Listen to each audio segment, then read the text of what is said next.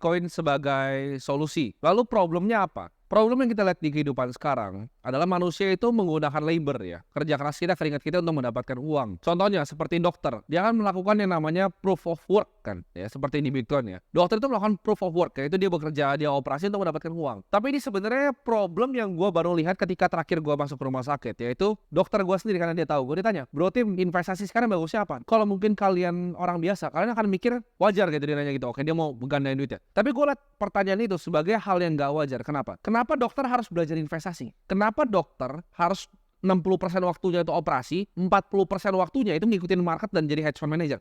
Gak make sense menurut gua. Mungkin kalian ada yang paham bahwa orang tua kita zaman dulu tuh nabungnya deposito, yang bisa nabung deposito atau ujung-ujungnya beli rumah. Karena bisa. Pada zamannya mereka deposito itu bisa 5-7% gitu. Sekarang deposito berapa? Ya 3,5% kali syukur-syukur ya dapat bersih setelah dipotong pajak. Kondisi dunianya berbeda. Zaman dulu dokter itu bisa fokus bekerja, dia nabung deposito, uangnya bisa stabil. Karena inflasi itu rendah.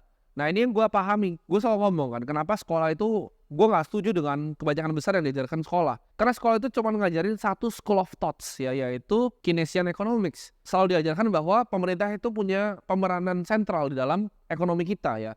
Pemerintah itu center dari semuanya, penting.